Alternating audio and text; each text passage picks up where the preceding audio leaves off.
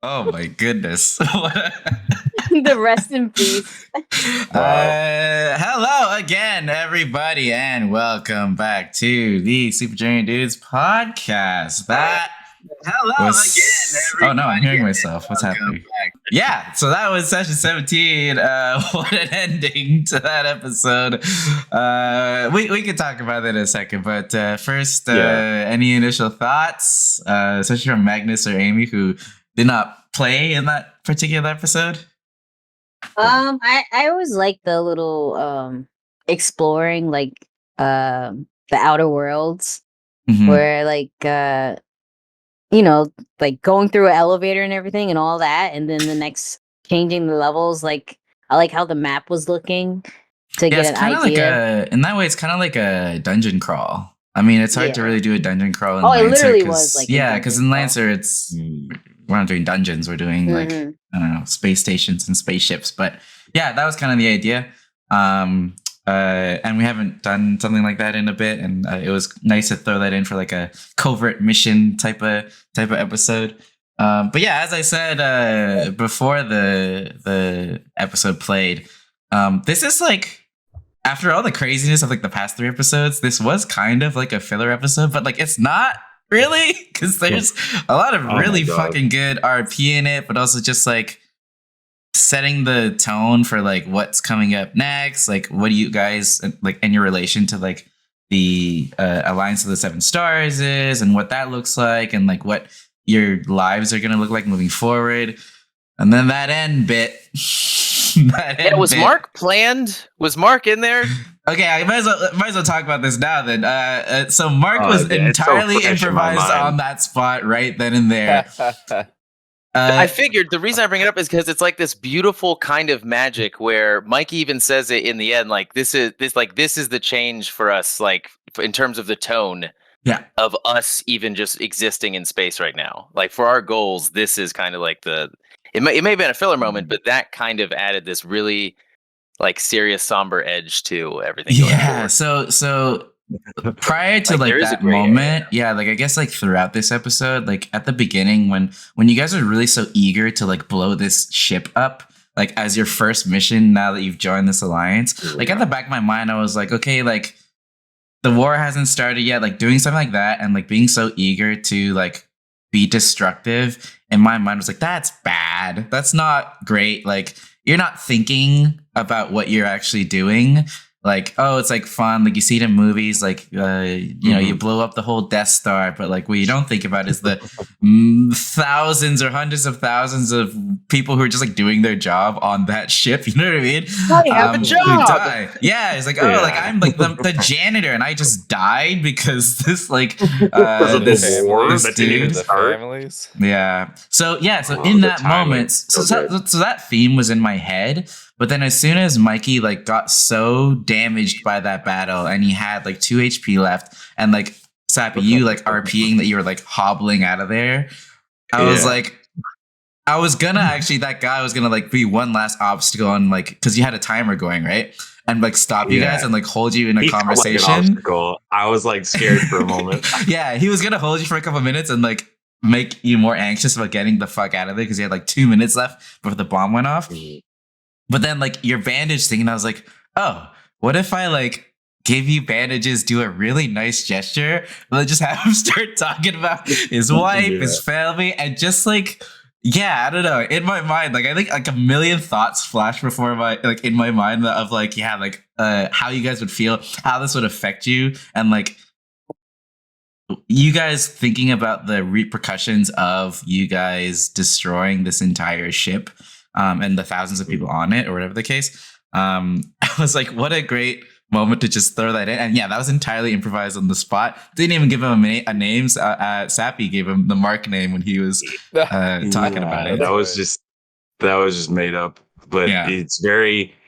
You pulled it in because when you watch it back, you see I walked my guy. You could tell how stressed I was at the moment because I walked my character onto the ship.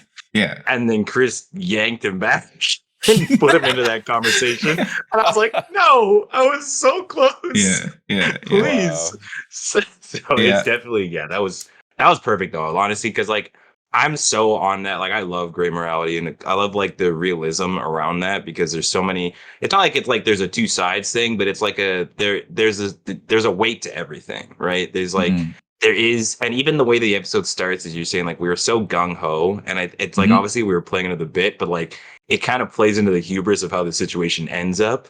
Because the first half of the episode makes it feel like it's gonna be a completely different ride, and then not until like the last few bits of it does it show you like its true colors of like, oh, this is the like cause and effect. It's kind of it's like very subtly peppered throughout like those themes, because like if you think about like your earlier conversation with like Mohan, who is very much like blow shit up, and then Leva, who's like there must be like a peaceful resolution to like this kind of stuff, and like just like war is so complex, right? And even the talk of like Bugaki's father, who created the treaty and was all about peace, but then he has that stain on his career of blowing up PlayStation 2, and then that whole like controversy, like throughout we kind of touch on those complexities of war, and just like like there isn't really a fucking right answer because it's just shitty all around. Like you think you do the right thing, but you end up killing all these people, or like you think you do the wrong thing, but then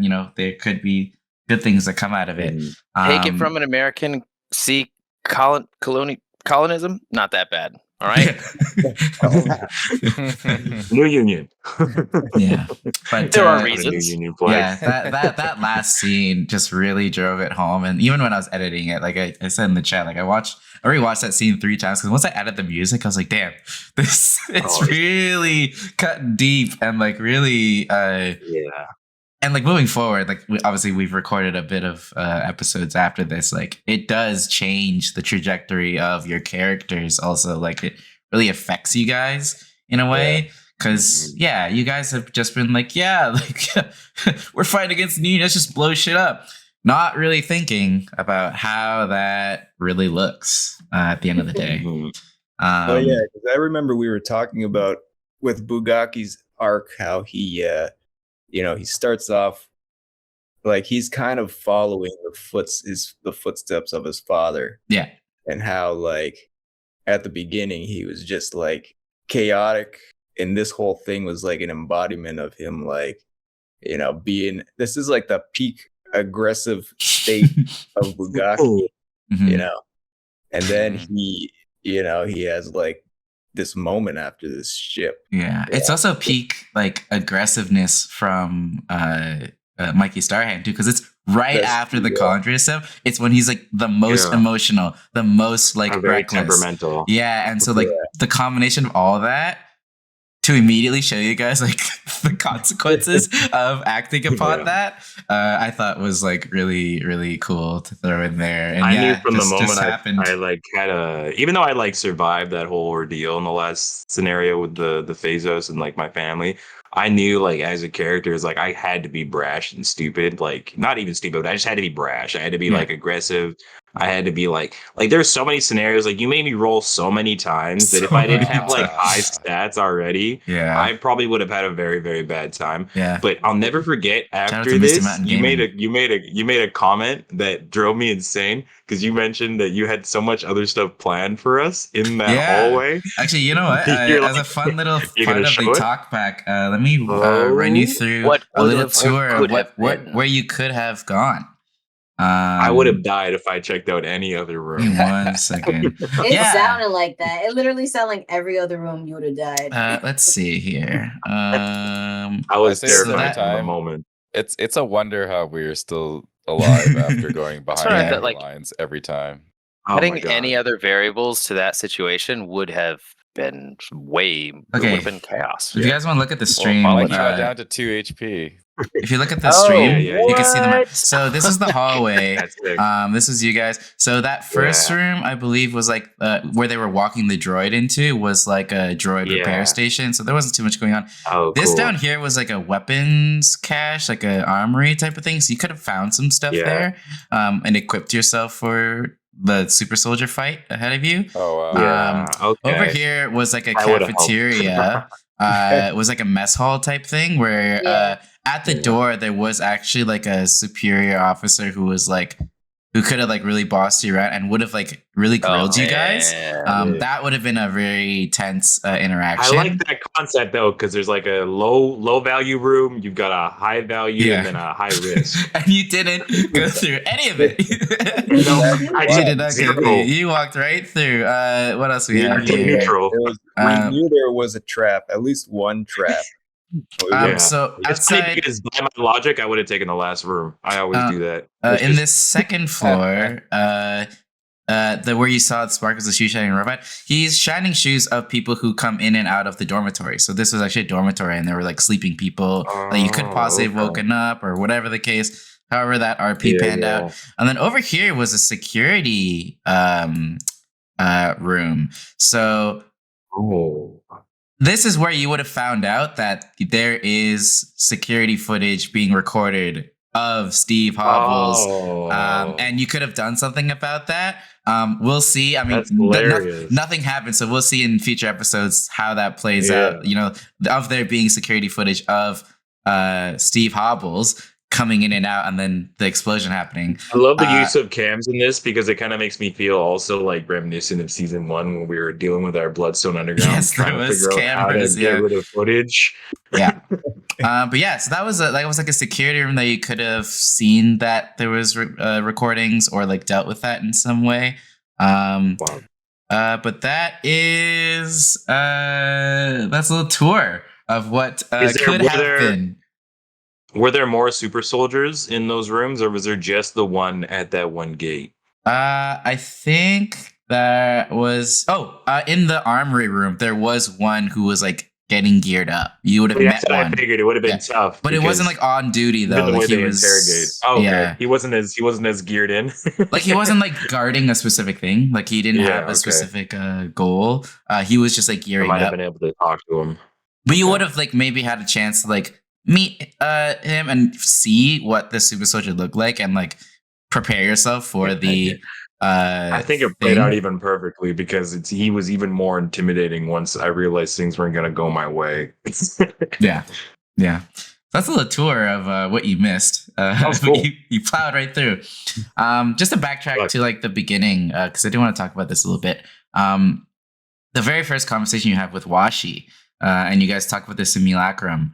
And now he has clones throughout the galaxy, a question mark amount of clones. That was one to the simulacrum part is obviously a D&D tie-in. Like I want to tie in this world to D&D when I can, right? Because it is connected to Rainbow Valley, which is the first season, which is D&D 5e. And that was my way to be like, because Lancer has cloning, but it was my way to be like, this is like a magical way that he cloned himself. Nice.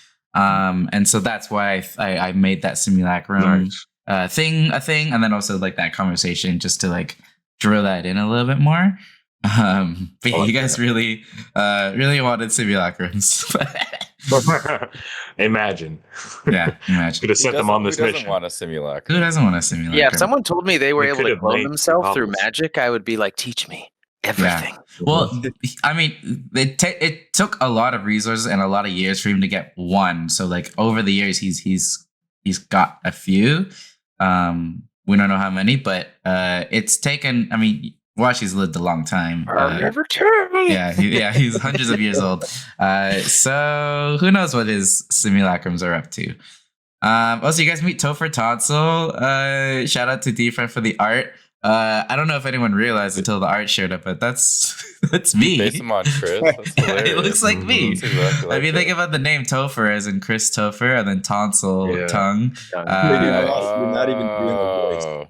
Yes, I'm not even doing a voice for him. He's just my voice. Oh, that's yeah. I created him. Actually, not intending to like just put myself in there. I just thought that'd be funny. But one, because you guys talk to Washi so much, and like his voice is really hard to do for like long periods of time, especially when it's like exposition. Explain a mission. Oh yeah, with Genki and stuff. Like like he can have like conversations, but like to like do a mission briefing or like tell you like a lot of stuff at once. I was like, Talk to Topher. So smart. Talk to Topher because I can just use my normal voice. That's so smart. Yeah.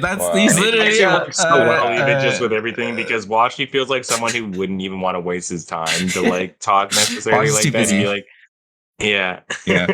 Watch his simulacrum. He'll explain that. Topher is legitimately exists because of my excuse that I don't want to do the voice all the time. It's very exhausting. That's great. The next thing that you guys get, the Blink watches, which become a very important item for you guys moving forward. Wow.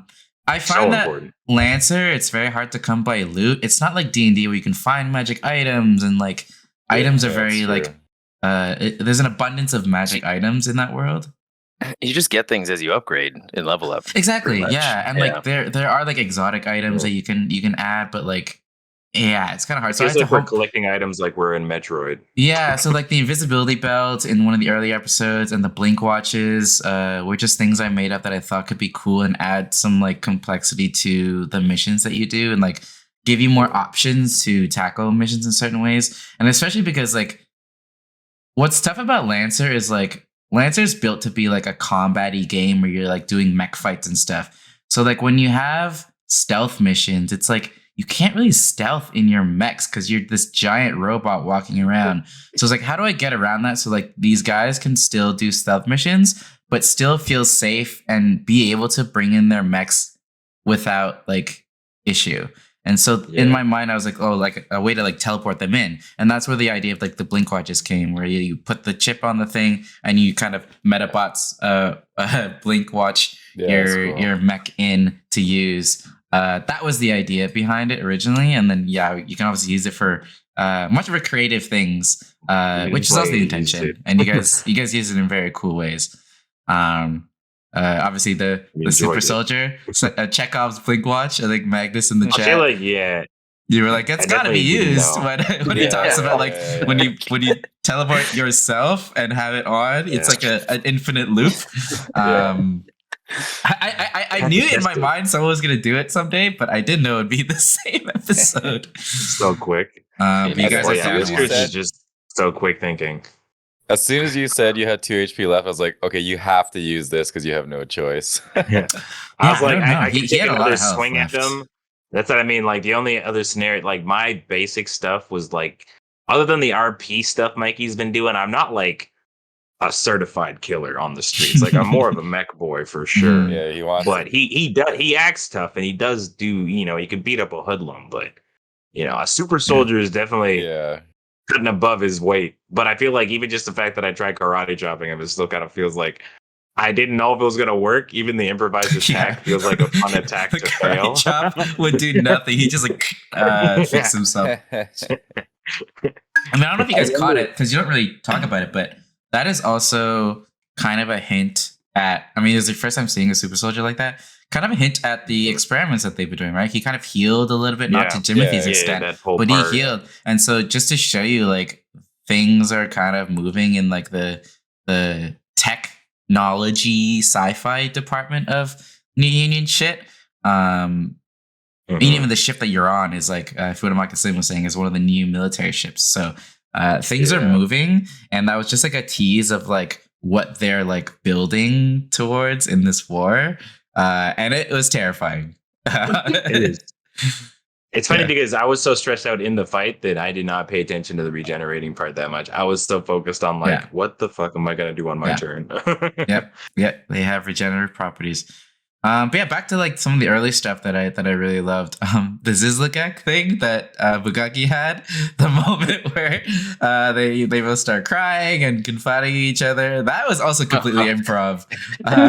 Prior to this episode, Zizlagek did not have much of a backstory. He was just like a body in the rebellion. But I thought it'd be really funny and cool to have him be a complex, sad, tragic character. For Bugaki to deal with like him dealing with his own shit. The dudes are bringing in all of their sadness and trauma and baggage to the alliance. So true. Yeah, that's fair. You guys also see Umbra, who you haven't seen in a long time. Wanted to bring her back and remind you guys she still exists. Yeah, any interaction that Bugaki has with Umbra is fumbled that. Even better. The next interaction. Who knows? He's got potential. She's literally giving herself on a platter. Let her call you Highness. Bugaki's just a little inept. He's trying. Worse than that. There's potential.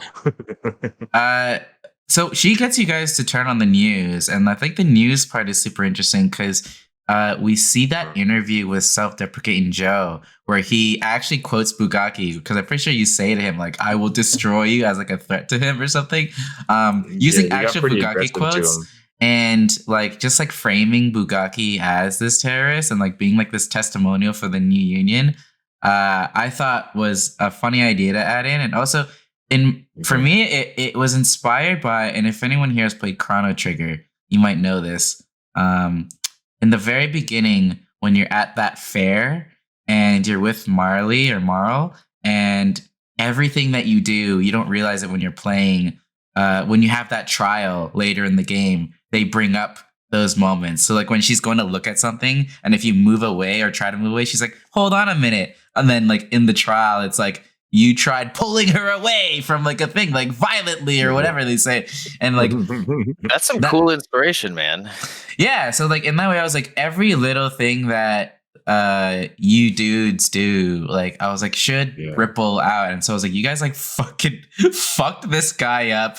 You interrogated him, beat him up. And so obviously as soon as he sees you guys on the news, he's going to be like, I am going to talk shit about them on an interview. And that sways public opinion, right? So that's like I love it because it's like second episode. I think so. It's great because I didn't notice it the first time when in the episode. You could tell I don't really pay attention to this, but a lot of like the bad stuff, like I'm pretty sure, I can't remember, I cannot confirm in my brain, but I think I fucked his knees up pretty bad. Yeah. You did. But he did not mention me, so that also plays into like the news coverage pretty well as how things are going. Yeah, and what like, they might have told him not to talk about. Yeah. Exactly. But it's like in my head, I as a character, I was like, oh my god, it's a self-deprecating joke. But as a watching back this episode, I'm like, this motherfucker didn't even bring me up. Things that you guys do ripple throughout the galaxy in interesting ways. And so watch out. Watch what you guys do. No more this kneecaps. is also a big moment for Mikey when getting a new mech. I think all mecha animes, it's fun to get that upgrade. And shout out to D-Friend, like that art design is so sick. Like, that art is sick. So cool. Like, honestly, one of my favorite. And you nailed designs. Norm. You nailed both of the Norm. aspects of the mecha. Yeah, Norm's Norm. art So, really Norm was a savvy creation. Yeah, when I drew Norm, I was like, oh man, I love this character. I realized I loved him when I drew it. And I was like, oh.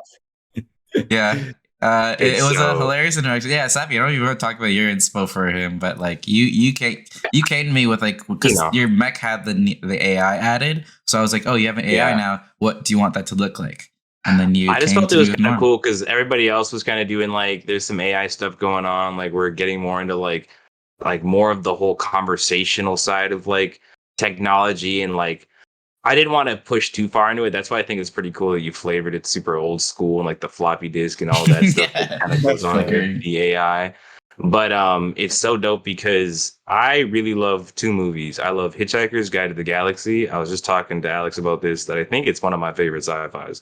Like it's just a comedic like movie. It's so stupid, but like I need to. I've seen it out there. I just the book is not long at all. It's a small book. It's a quick read. Yeah. I'll probably get it on my shelf. But I love the robot in that. I can't remember if it's played by the late. What's the meaning of life? 42. Yeah, like everything in their ship that's like has the thing. Even the Marvin, the robot, he's like depressive. He's like manic, has episodes or whatever. But he's just walking through, and he'll like explain other things like that are like the other parts of the ship that are like too cheery, and he's like annoyed by them. And I just love that personality in like a futuristic robot. I think being sad as a robot is like a funny thing. Yeah, because it's like you gain sentiency, but you gain like the worst part of it. Yeah. What So like it's like what's his backstory too? Yeah. And then the Interstellar, because the build of the Interstellar robot. Yes, it looks yes. Okay. Yeah, because so the Interstellar robot that like rolls and shit is just so funny looking. Sweet Pea for Whiskers is like the sweet, helpful, like trusty gal. And for Bugaki, Bogo 5X is like this very Such a cheerful, simple- like in love with Bugaki. Yeah, Alan Rickman. So to have that contrast with Norm, it's very funny. I would love to see more Norm. I don't know how much you use him in the future, but it'd be funny.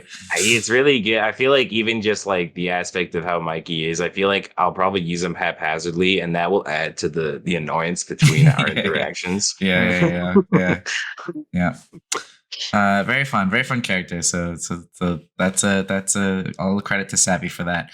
But also credit to Savvy for like that whole like honestly the whole infiltration and like Steve Hopple's the improv throughout that ship and carrying like this that whole man mission was on like, the spot. Rent is fire. due, and I'm going for my nomination, like my Oscar nomination. Honestly, I just have a really fun time doing this. Like I don't even think too much about what I'm saying. I'm just like, I hope I make sense at the end of the day, because like I feel like sometimes I could blab on, but like as long as I'm concise and like I have like I can kind of riff, it's like such a fun time. And I, like especially it's not like I prefer combat too. I prefer RP. I think it's like good to have a mix. And this scenario is like one of my favorite types of scenarios because like there's so much at stake and it's like really dangerous, but it's not like there's a lot of scenarios like I could have had combat happen, but there's like even when I got into the fight, I had 3 options. So it kind of like simplifies it, but it makes like it even more combat. terrifying for me. Dude, every time you're in combat, it's so dramatic and it's so cinematic. Like your combat is also RP. He's on some time. fucking Michael Bay level shit. Yeah, exactly. I just like getting nerdy with that. But no, it was fun. I like the whole scenario was great. And shout out to Mr. Man Game for all those good rolls, because I don't think I think you only maybe failed one roll. I failed like one where Bugaki had to interfere. Yeah. Which was just him opening the door, I think, or doing something like that. And then I failed the super soldier. I didn't pass. Yeah. But every other person could have gone very, very poorly if some of those rolls didn't happen. But you did a good job. You got through. You got out. Almost died. But at what cost? What cost? Rest in peace, Mark. We will. I mean, truly just a throwaway character, but his. It was so hard to watch back. I'm not gonna lie. It's tough. It's tough. Corpse. Yeah, I was moving. I mean, him having a wife and how he's stressed out that there's a war coming, and like how his family's stressed out. Recapping other stuff, I forgot about him, and now you brought him back up, and I'm getting it again. Boy, it's rough. It's rough, and like, it's like to like get that insight into like Mark, and then to think about the thousands of other workers on that ship that have similar stories to Mark. It's just like thinking about it. It's like, holy shit, what the fuck did you guys just do? You guys just and like I don't think either of you guys have done anything like that before, too, War right? crimes. So. Crazy. Yeah, we're definitely up there. I feel like it's just good though, because like again, like you said, like this was supposed to be a filler, so it even just adds more weight to how the next episode has to really. It's really setting the stage and setting the tone. Yeah. But great episode. I had a lot of fun re-editing it. I have to re-edit it again because something messed up in the middle there. I'm gonna rewatch this episode 20 times just tonight, so I'll be waiting. Yeah, I have to re-upload it, so it'll probably be a couple hours. But thank you all for tuning in. That was really fun. We will not be premiering any episode for a little while. So next week, so starting Saturday, I will be a part of the Roleplay Relay, which is that 24/7 week-long D&D thing on the Nerdy Nightly channel, where I'll be playing Grunge Goth Tongue and Necromancer. I'll be sharing a character with Zombie Baby, Chantel. I'll be doing the night shifts for a week straight. We'll be playing. So it's going to be a bunch of fun. So next week is basically a write-off. We may be back on the week of August 7th and 8th with a potential Rage Against the Rift episode. We'll see how I'm feeling. We'll see how Magnus is feeling. I did offer up if he wants to. Sure? No, it's not for sure. But I did offer up the option if you wanted to run something. That would be really fun. So I would say there's not really much time for you to make a mech or make a one-shot. Not one-shot, make an episode if you're back on. Oh, no, yeah. It's 2 weeks from now, basically. Yeah, I know. I'm gonna see what the next few days hold for me and the freaking certification. And if I can find time, I want to essentially. It doesn't have to be anything super crazy, but like the Rage Against the Machine are pretty straightforward, and We things could are do that a easy. beach episode, Magnus. Just Beach write up episode a on beach Hydromeda? episode. Yeah. I'll bring the sex robot. I won't bring the B-Ratchet. Yeah, we could Yeah. literally do a beach There you go. episode. My Oh my doctor God. character will just be like panicking because she's the lifeguard in the beach episode, and you guys keep drowning, and she's just stressed out. She's trying to throw out floaties Yeah. and shit. Yeah, she's just like, I do like the And idea of she- a convoy episode though, but yeah, we'll see. We'll keep you all Convoy beach posted on the Twitter and the Instagram. So we'll see. Cool. Beauty. So until then, we will see you guys then, and thanks again. Over now. Peace out. boy. Peace out. A-Town. Boop, boop.